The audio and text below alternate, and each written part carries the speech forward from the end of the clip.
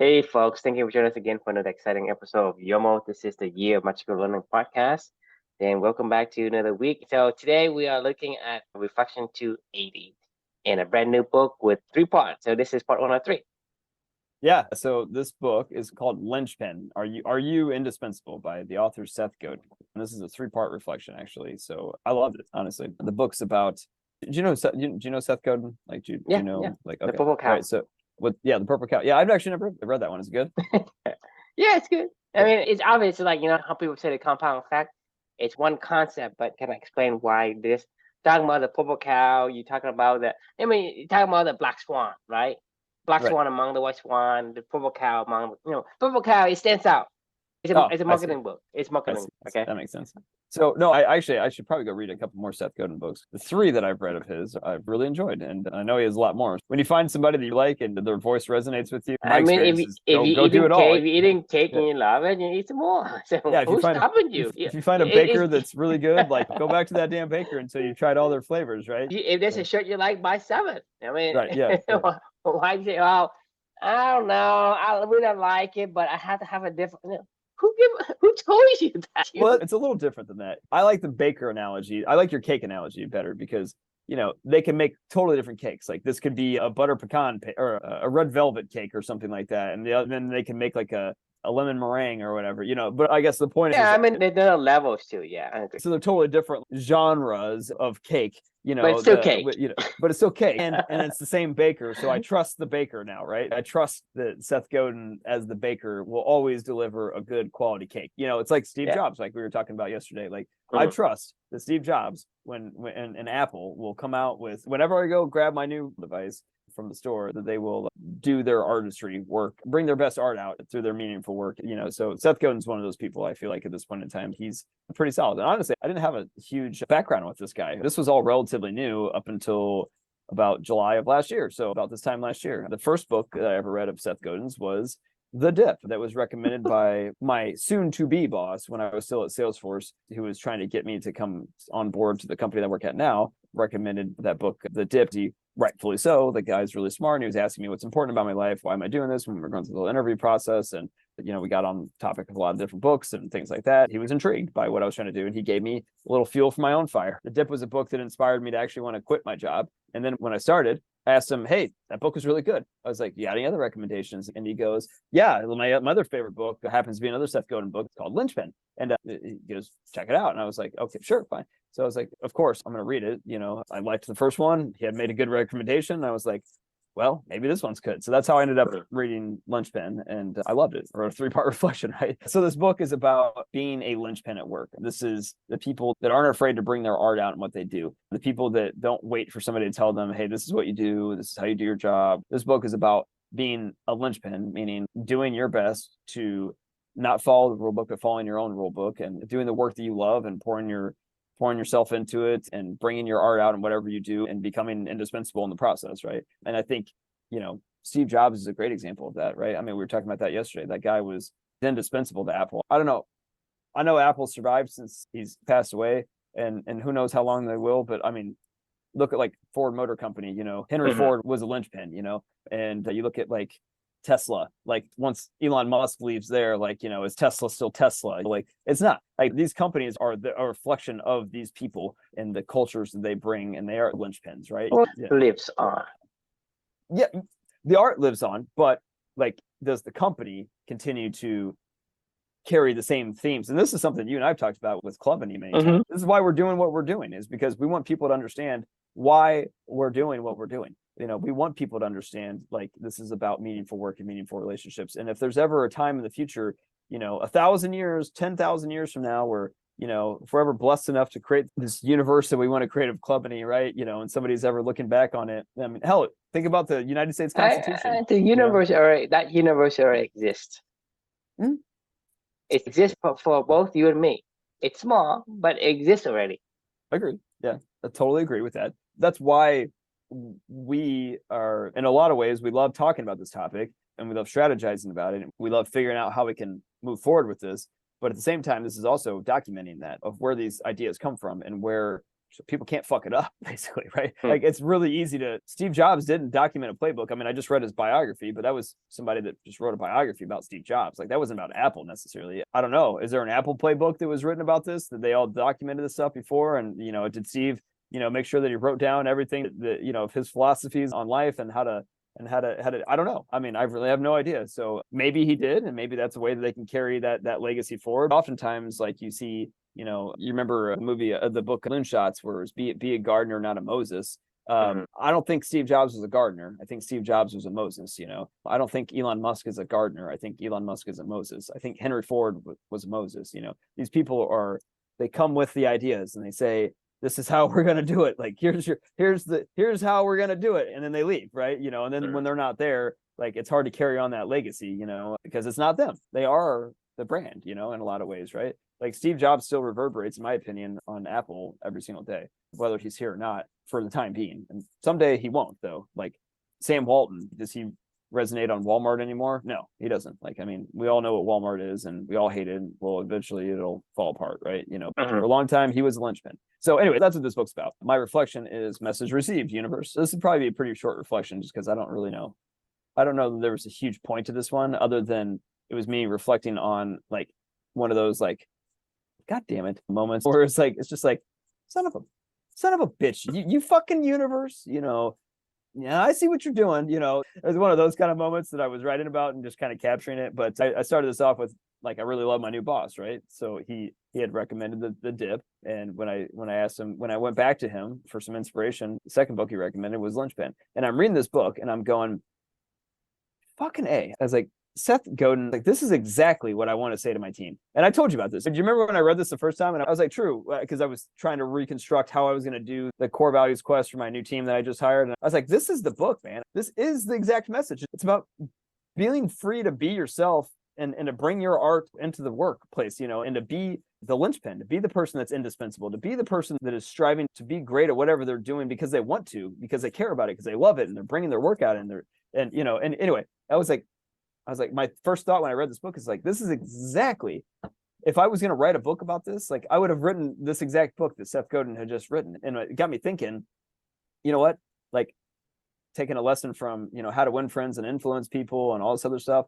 The worst thing that you could ever do is when you're mentoring somebody or whatever, is to like tell them like what's going on. Right. If all I could think to myself, in my earlier years, I would have been like, well, I'll just tell them this message and I'll make sure that they understand it, but like, that's not how it works, right? Like people don't just understand it because you spent 5 minutes, saying, hey, just bring your art out at work. They'd be like, what the fuck is this, guys? This is craziness. Like, what are you talking about? So like my reason why I decided to make this the first read that my whole team and I read together was because I wanted to set the tone of like, this, he's saying exactly what I want to say, but the best part is it comes from a third-party source, right? Where I don't have to be the person telling them. All I have to do is facilitate the conversation and have them read it, and then we can all talk about it, and then they can interpret it how they want to interpret it. But they spend, 10 hours, 12 hours, whatever, how much time it is, like listening to this, consuming this, letting the ideas percolate around their brain, getting them thinking, all this other stuff, right? And then we all just get together and talk about it. Like that's a way better way to learn, in my opinion, than it ever of me just sitting up there for an hour-long meeting telling them about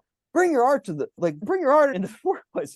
They'd be like, this fucking guy's nuts. So as I'm thinking about this and I'm reading this book, and I was like, this is just the perfect book, like to start off my relationship with them and to really set the tone of what meaningful work and meaningful relationships means, and have somebody else say it in a very clear, concise way that I would have said myself. And I'd be very proud to have these same words come out of my mouth.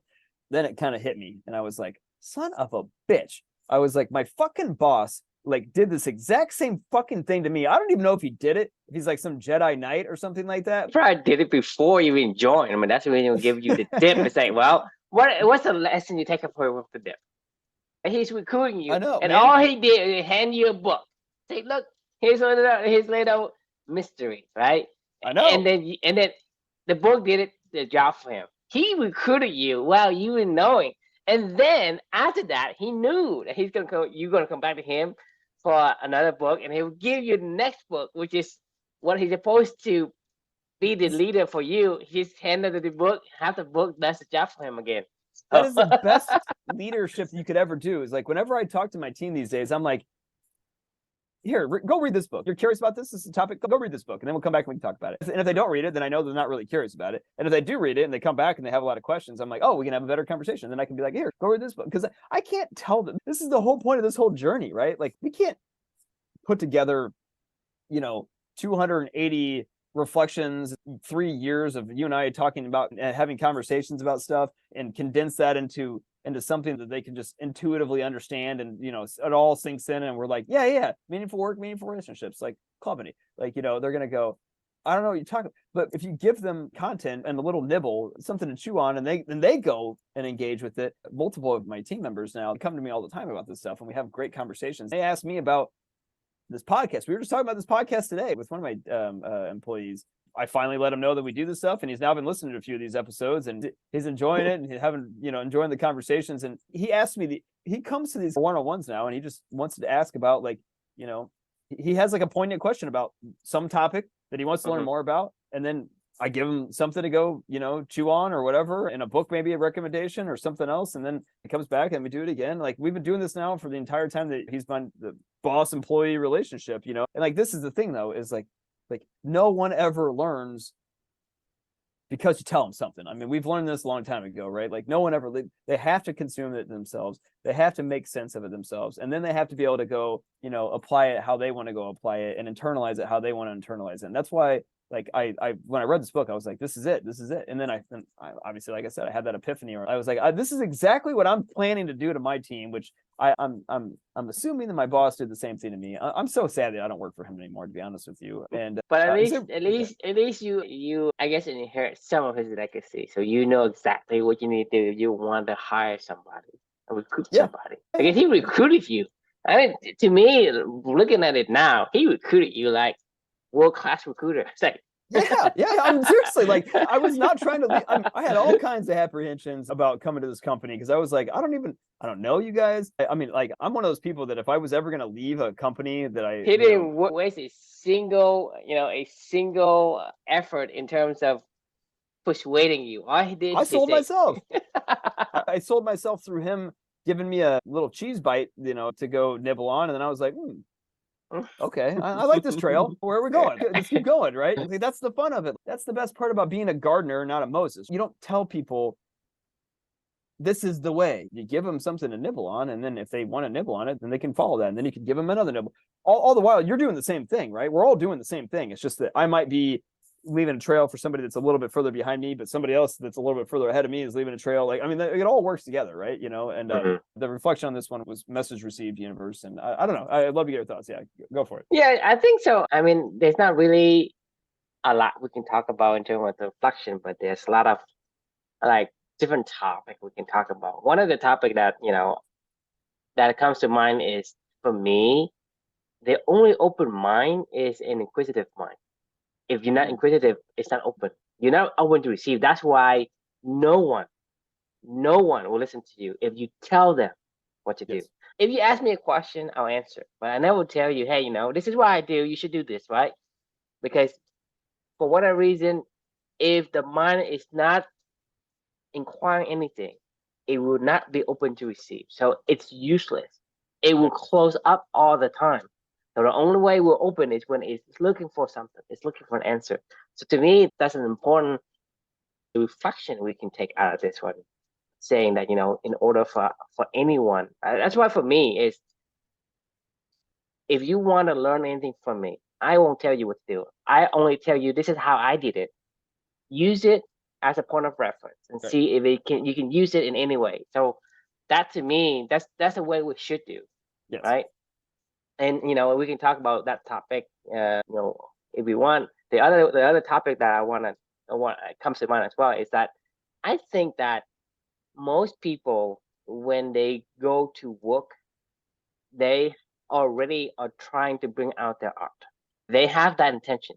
For example, let's go back all the way to when we were a kid, right? We ask all these questions: why? You ask like 300 questions a day. But eventually your mom or your dad's gonna say, hey, shut up, eat your fries, remember? Right? So this is the culture. Correct me if I'm wrong, but I still blame the culture for everything. Meaning that the culture is the one that stops the person from bringing it up. Because let's say for me, let's say I just got out of college, or even I'm today, and I got an opportunity. That's even for you to say, hey, I got an opportunity to go over to this place. Right. Somebody recruited me. Somebody give me the book, the dip, man, and I want to go there. Right. You went over there with dreams. Say, well, I'm going to go there, and I want to do this one, that. Everybody does that. It's natural for them. They're not going to say, well, I'm going. Some people actually do in a weird, desperate situation. Not in the, they don't say I'm going to do the least I can do. They're so desperate for to belong anywhere, where they're like, I'll take anything and I'll figure it Right, but out. Like, so they don't even have good or bad. Like, I mean, they're like even C students, in you know? that they are yearning for something good. No Right. one is going over there and say, I'm gonna be like this bland person who does nothing, right? There's something, but most people they're gonna bring out.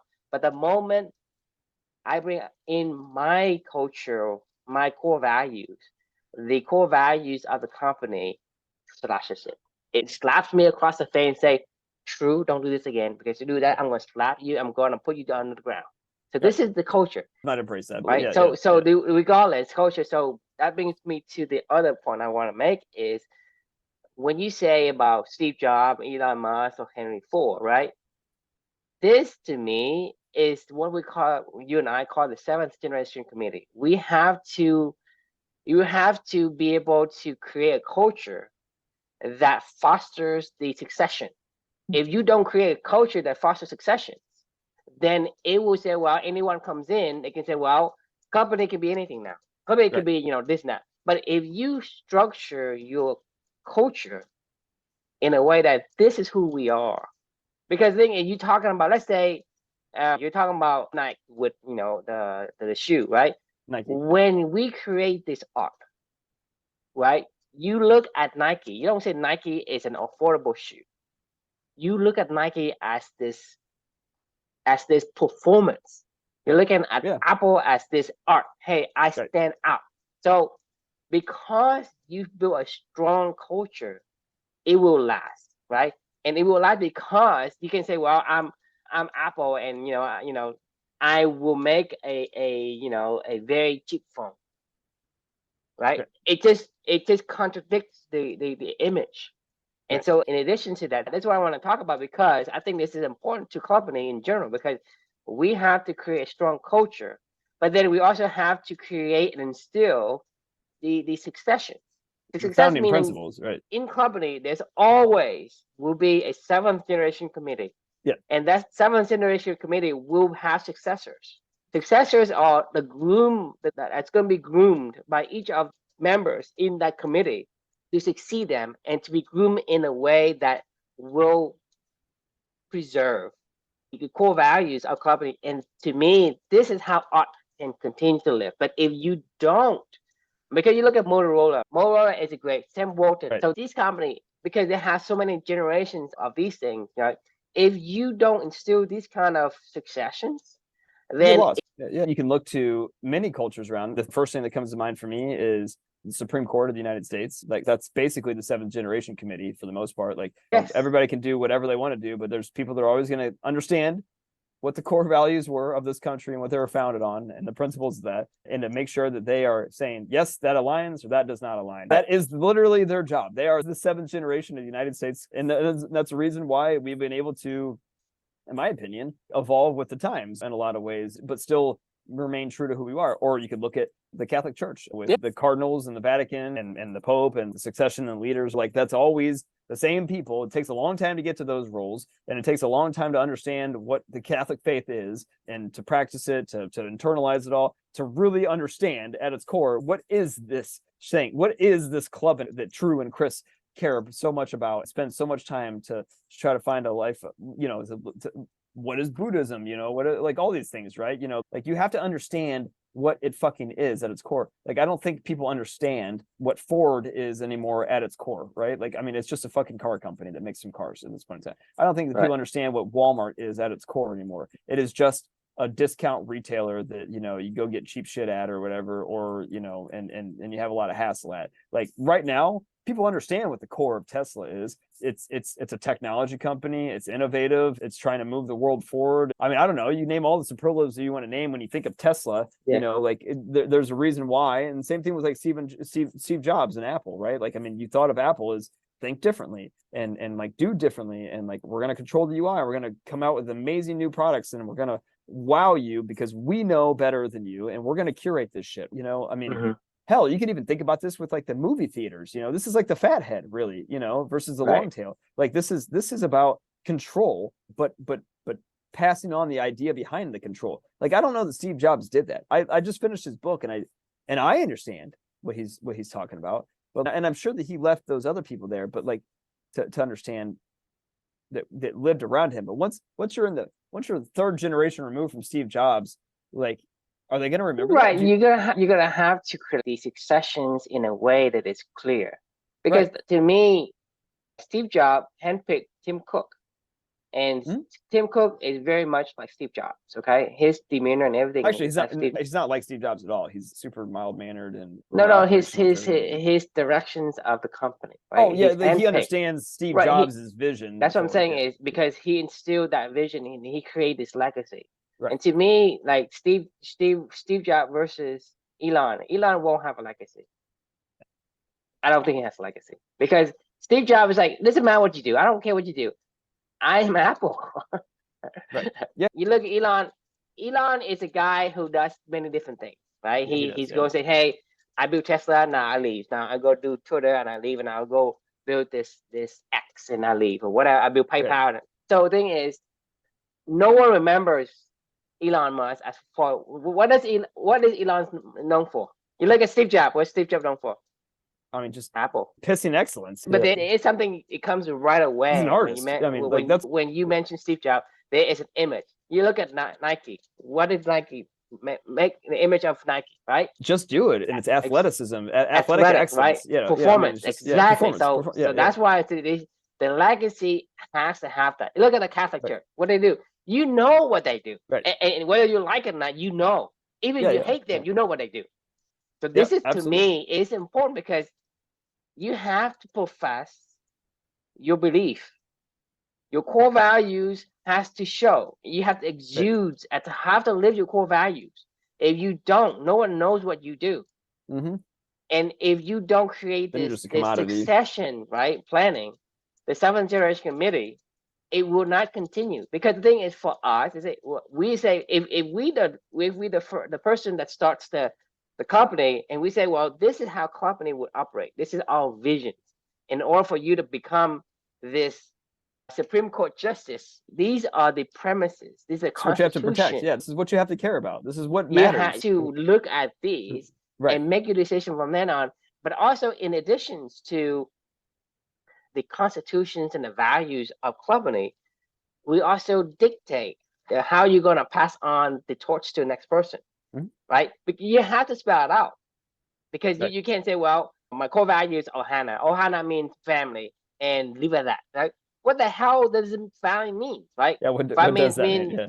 Exactly. So you have to spell out. You can't say, well, it's family, or we're here for each other. Right? What the hell does that mean? I think of the Catholic Church immediately, like what is it called? Is it the apostolic? What is that prayer that we say? Like, I believe in one church, one holy church. It's your creed. It's Nicene Creed. Is that the Apostles' Creed? Is that what it's called? Yeah, it's a Nicene Creed. Yeah, this is. I believe it. Yeah, it's called the Apostles' Creed. I believe in God, the Father Almighty, Creator of heaven and earth. I believe in Jesus Christ, His only Son. Blah blah blah blah blah. Right, because it's spelled out. You know how to select the Pope, right? Right. This is the belief, the core belief, right? Right. This is why everybody repeats it every single Sunday. Every single Sunday, you go in and you say, "I believe in the Holy Spirit, the Holy Catholic Church." And you get to the point where you understand so much of this value, you can become an ordained priest, become a Monsignor, and the head of the church, and then the cardinals and the archbishops, and all the way to the Pope. But you know how to select? Do you know how to select the Pope? By the cardinals elected, huh? Exactly. Yeah. Everybody knows how. Some shareholders that are like, who's going to take the Catholic Church, and get us the next best profits in the next, But the thing is, there is 20 years. Unique way to select a new Pope. Yeah. Right. And that is written. You cannot just, this year we're gonna do something else, right? Last year we did paper vote. This year we're gonna do a fighting tournament. Let's do a street fighting tournament and see who can be Pope, right?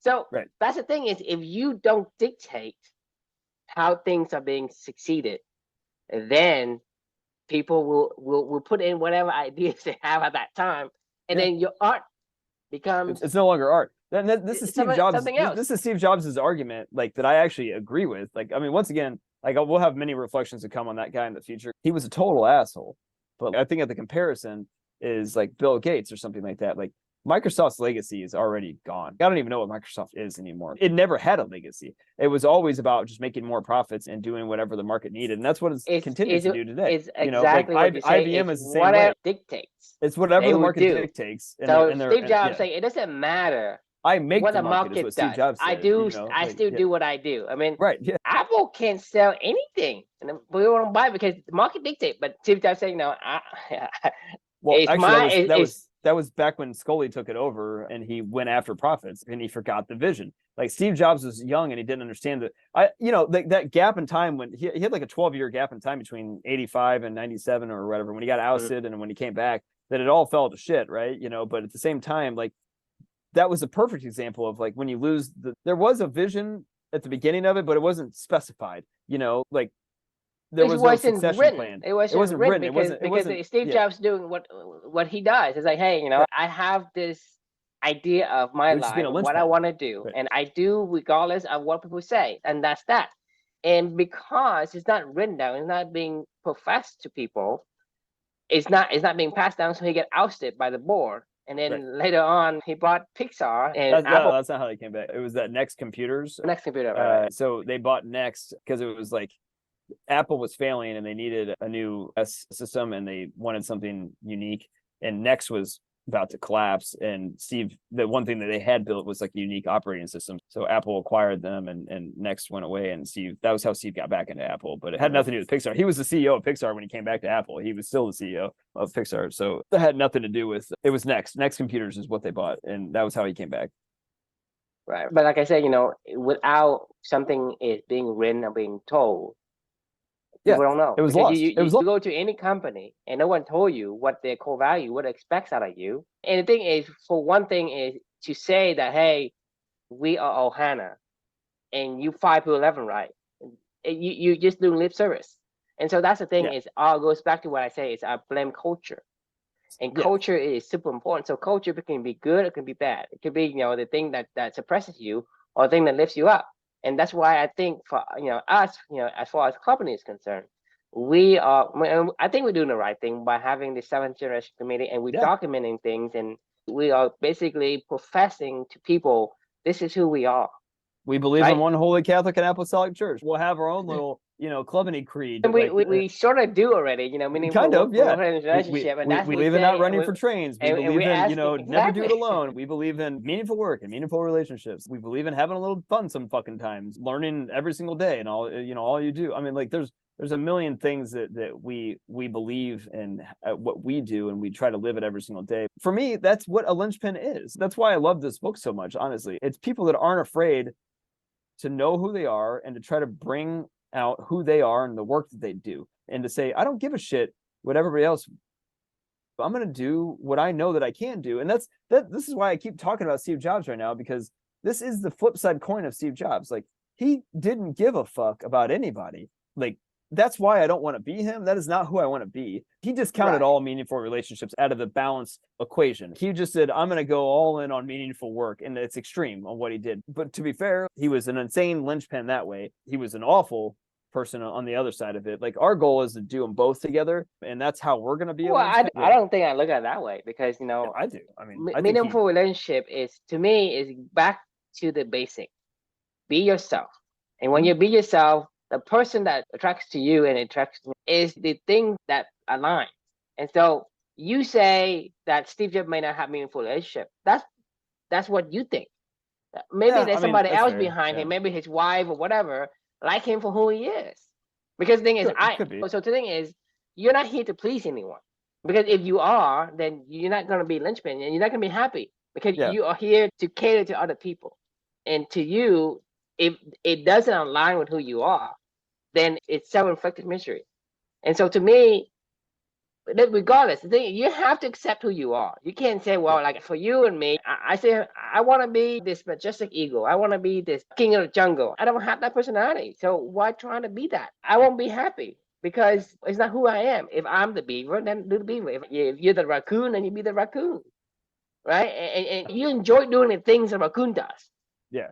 Yeah, right? no, I So do. so when you are a troublemaker, I defend them. if a raccoon, right, Yeah. we're gonna chase you away. So Yeah.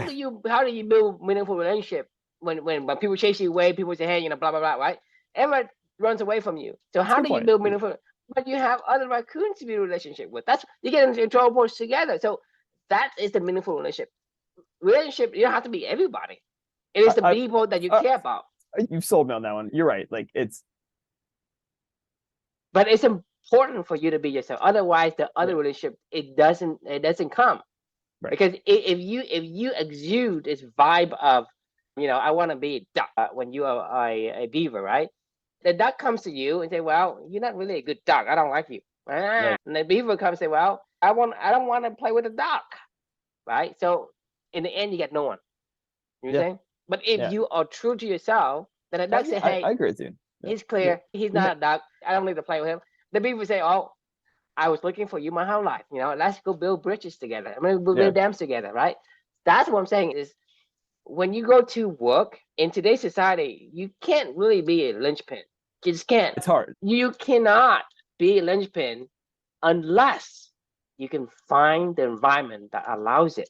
Job. The Be environment that allows it is the one that tells your boss to read it, and then I tell my team to read it, and yes. then our team is actually called Team Linchpin. This is the point. This is the message that I give to them every day, over and over again. Imagine you yourself as a 20-year-old, right? You work for that person you want to fire. Can you bring out your art working for that person? No, not at all. So like, You know what I'm saying? Because that's I what I'm saying is you cannot go and say, well, I work at this company and I will do whatever I want, right? Yes and no. If you're Steve Jobs, then maybe yes. you, If you're you, not, you then you have that. There's the other one down here. This is why I yeah, want to bring it back to what we want to kind of give you as far as like what do we do if we say, hey, we want to bring our art? Our art is important. But in order for us to not to struggle so much, that's why I don't want to train. All around down here is my favorite saying. I keep saying over and over again. Why make it hard? So it's easy to carefully select the job that has the environment for yeah. you to bring out your art. Because right now, what do people do?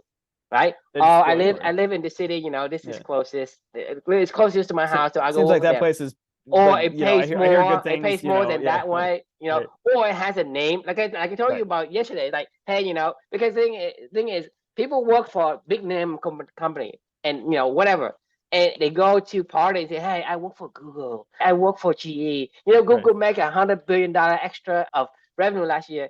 But if I ask it, and if I'm honest, and I sometimes straightforward, say, hey, how much of the profit did they give you? I say, oh, well, well, not nothing.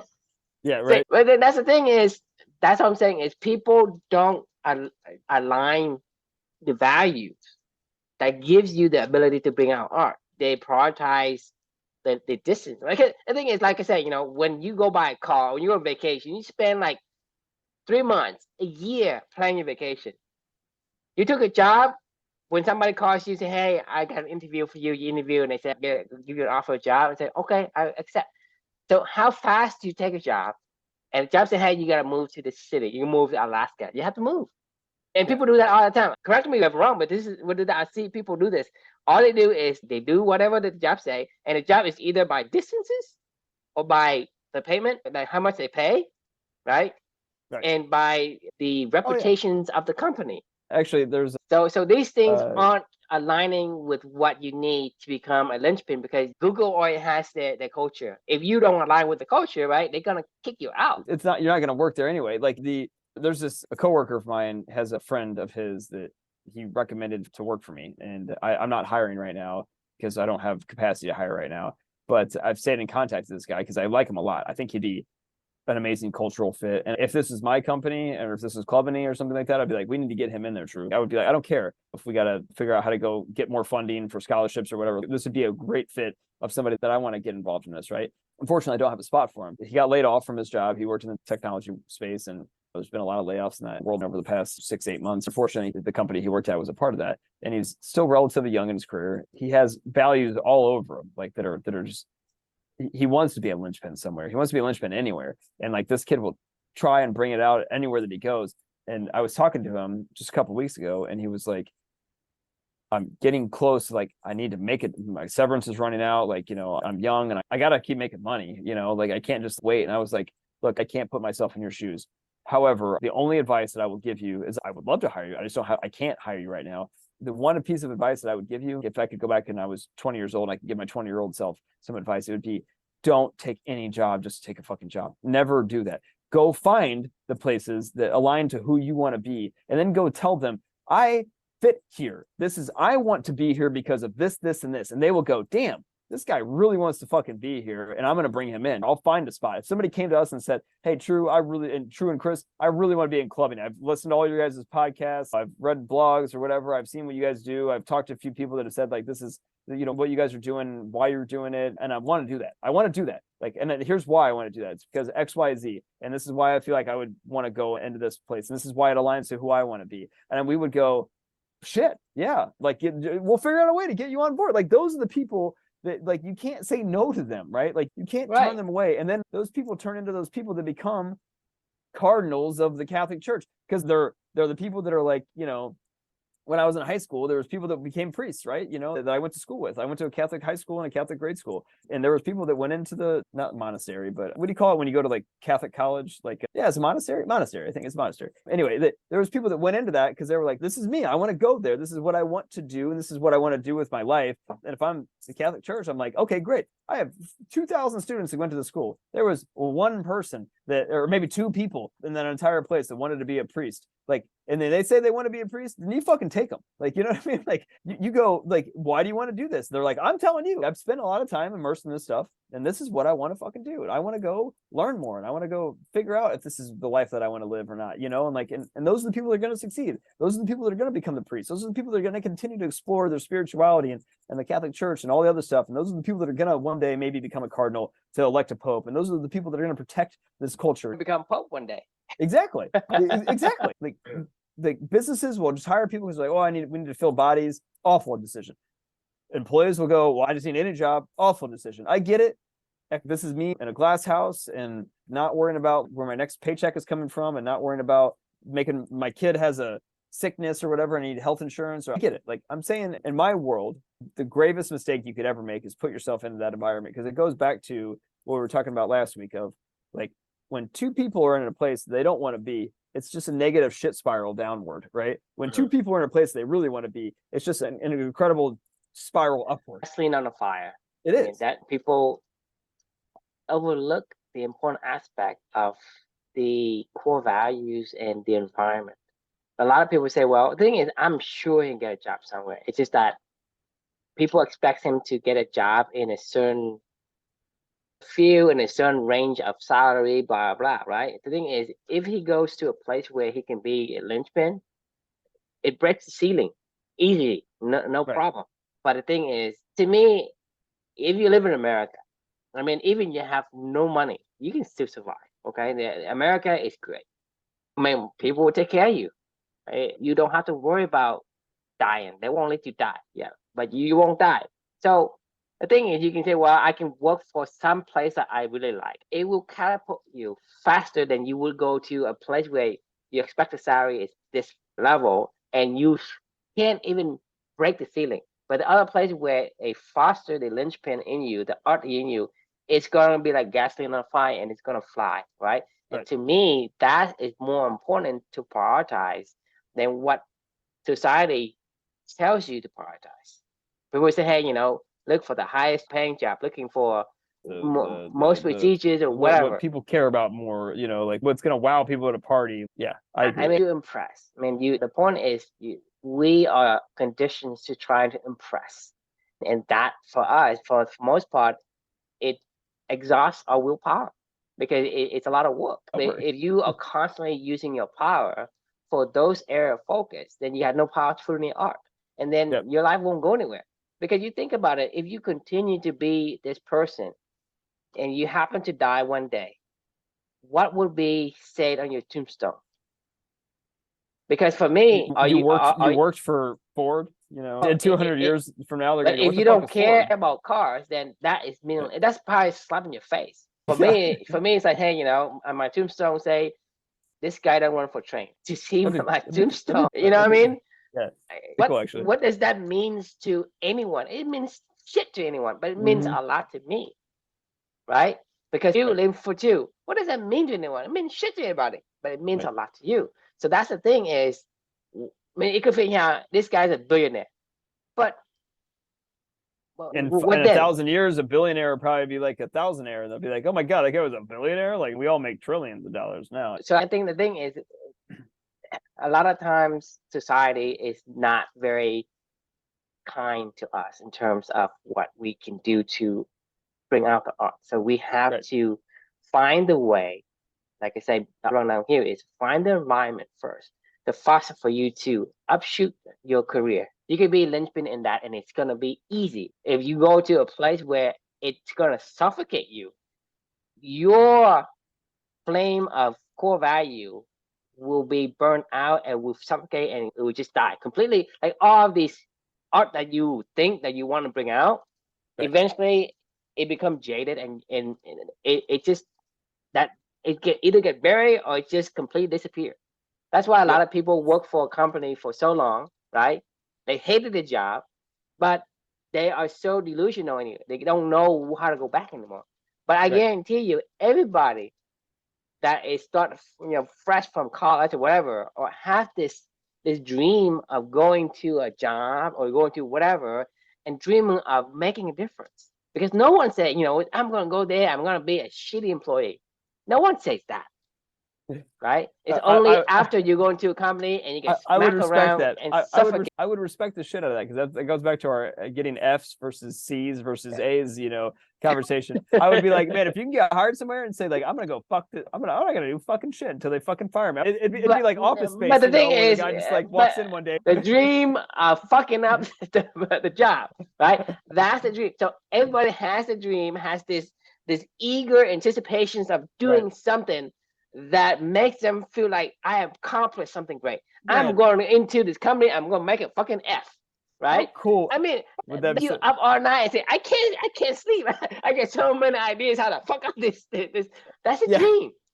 I almost want to go and you almost just inspired me to want to go get hired at like every major company and be like, look, I'm going to get a job at Google and I'm not going to do anything. And I'm going to document me not doing anything and see how long I can survive doing absolutely nothing in this environment. And then once they fire me, I'm going to take my Google experience and my Salesforce experience and all the other experiences that I have and all these other name brands. I'm going to go to, you name the next company. Like they're going to go, oh man, we just hired this guy that used to work at Google and Facebook and all these other places. And I'm going to go there and I'm going to document that already happened. That already happened. You see so many CEOs of different companies that comes out. You look at all these Silicon Valley companies, a big company. They oh my God, true. That would be an awesome book to write. Just get hired and literally like Office Space it, where you just do absolutely nothing, and to see how long it would take somebody to go, Chris isn't doing anything. I can't even imagine what this would be like.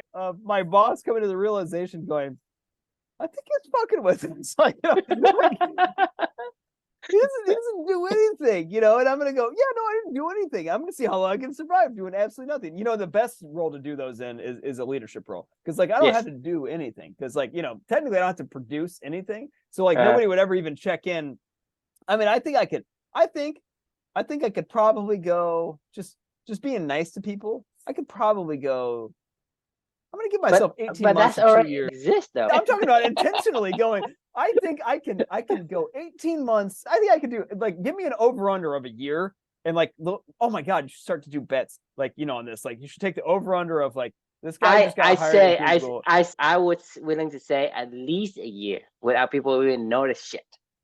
I don't even know, man. Like, I mean, we would have to do like a nightly podcast where I'll be like, I did absolutely nothing today. This is, oh my God, this would be so fun. Like, what's the worst thing that can happen? Who cares? I get a job. And then I think it's gonna be like wildly popular for after that year you're done. And everybody's gonna see, we're gonna release an episode every day. We come every night. You and I talking about, hey, what you do today? Absolutely nothing. I should start growing a beard. I'm like, I look like a homeless person. True. I should never do my hair. I should never get changed. I should wear a hoodie everywhere that I go. I should come to every meeting like this. Right? I should get more and more like a fucking, I will never have a one-on-one with my employees until the point in time where they're like, do I have a boss? I don't know, guys. Like, we'll text me if you need me. I'll be on the golf course. I get more important things to do. Absolutely nothing. I don't even know how we could create content for this, but like this would be just a hilarious experiment. All we have to do is you do the job, and we go on every night and we talk about what you do today, and just what I did. Just document what happened. And as long as we document the whole entire series until you get fired. Until they discover that we have a YouTube channel that's like, I worked at Google. I'm working at Google and I don't do anything. I want to see how long it takes me to get fired. This is hilarious. I guarantee you people are going to tune into that, and we're going to release it like one episode. Here's a better question. Could I still keep my job that I like and get a job somewhere else? Could you do that? Yeah, of course. Why not? Because you do nothing. No. I'm saying, could I like spend all day long doing OSF stuff, get a job at Google? What's to stop you from doing it? Nothing can stop you from doing it. Okay, absolutely. You don't have a lot of time to do OSF. If you don't want to get fired, you still can do the work that's meaningful to you at OSF, right? That's hilarious. Yeah. So it's like, how do you get an F at like, okay, all right, my head's spinning. Like, you think about this topic, how to get fired from Google. How do you get fired? Once you get hired at Google, how quickly can you get fired at Google without doing anything to violate HR laws or whatever? Just being a good person. I will strive to be a good person. Like, as long as you don't do anything criminal or fraudulent, they won't do anything to you. It's performance based, right? Here's the mandatory stuff I would do. I will show up to every mandatory meeting that I have to show up to. I.e., like if we have you have an excuse. No. I mean, at least for the first 6 months, I would show up to every mandatory meeting. I will never attend a meeting that is not mandatory. If anybody ever asks me like, hey, where's Chris at on this? I'm going to go, oh, sorry, guys, I had something came up today. I think it's the episode we can talk about, what was your excuse today? My son had a doctor's appointment. I'm helping my wife with charity work at her school. We can strategize the night before. How am I going to get out of my meetings today that aren't mandatory? This would be fucking awesome. That would be hilarious. But I think that would be interesting. They're really fucking funny. Like I mean, and then we should start secretly. We should go to Vegas and we should put a money line on. This guy got hired at Google, and he wants to see how quickly he can get fired without doing anything. Like, see if you can find a way to take bets on this. What's set the over under date on the Vegas line or whatever, of how long it takes for this Google employee to get fired. Nobody knows who I am. Like, nobody knows what I do. Oh man, we can take our own bets. Like, I mean, of course, that's why I say, if I don't bet against you, so they don't have an incentive to sabotage, I would say at least a year. Oh, I'm going to go 7 months should be the over-under. Because you know why? Like, you got to give everybody ramp time, no matter what. Like, that's what I'm saying is the ramp time is at least 6 months. Okay, so 6 months. But then I know that then you go on a PIP for 3 months. You got because it's performance based, and you have to have probations, right? What if a team accidentally performs? Right? What if a team accidentally performs? That's why I say at least 12 months. You can do at least 12 months based on what I know in terms of how much time you need to vamp up and how much you have to give them probation period, and plus that you're the guy who can bring up a lot of interesting excuses that is persuasive. Oh man, this would be like one of the hardest things I think I've ever done in my life, to not work and try at a job that I got hired to do. You're gonna be so mad because you couldn't get fired. Well, I'm gonna keep my normal job. I'm just gonna get a job there, and I'm just not gonna tell them I quit. They're not gonna fire you because, like I say, because you know how when you have a job, right? Because have you ever tried getting fired? I've never tried getting fired, no. It's not easy to get fired. I've tried. I've been a people leader many a times where we've tried to want to fire. The thing is, they don't fire you until they don't have to fire you. They won't fire you because the thing is, that's why a lot of people quit before they get fired, because they can't stand anymore, because they do absolutely nothing. They try to get fired. Right, so what level of employee do I need to be? What level do I need to be in a people leadership role? I think I do to not do anything, because I think it would be even more obvious if I did absolutely nothing. But I don't know. I could get hired in a sales role and I could just make pipeline up every single day and I could just be like, oh yeah, no, I've been talking to this person. Like, you know, I can totally do that. People role and the leadership role, I think you can go longer because I've seen the programmer, like where you write code, last more than 6 months. He does absolutely nothing. Oh my God. You should, all right, if I do this in a sales leadership role, you need to do this as a programmer role. and do absolutely nothing. We'll see who can last longer. Well, leadership is going to last longer. Well, no, you should try to get hired as a technology leader, and I'll get hired as a sales leader. Yeah, as a technology leader, I can go head to head with you on that. But if I have to deliver something, I can probably start for at least 6 months to 9 months. So no, this is what we should do. True is we both pick a company and we both agree to go get a job there. I get a sales leadership job, you get a technology leadership job, and we both do absolutely nothing. It's got to be a big enough company that like we can blend in and we're not like super important people or anything like that, but we both go blend into this role. The bigger company, we're going to blend in for years. Oh, for sure. But then we can see who lasts longer. Like every night we get together and we talk about what we didn't do that day, you know, and how, and you know, and we're still here, you know, until we have to like act, right? All right, let's put a pin on this one. We should revisit this because this would be the anti-linchpin, right? Linchpin. Fair enough. Because you and I are troublemakers, and that's what we dream about. This is straight raccoon shit. Actually, this is straight raccoon shit. We were talking about your art. You and I are good at this. How long can we do nothing and get paid? That'd be awesome. Oh my God, this is getting great. All right, let's circle back to this another night. But all right, let's put a pin on this one for the night. We'll see you all tomorrow for part 2 of 3 for Linchpin. And thanks for joining. Have a great night. And you see you tomorrow.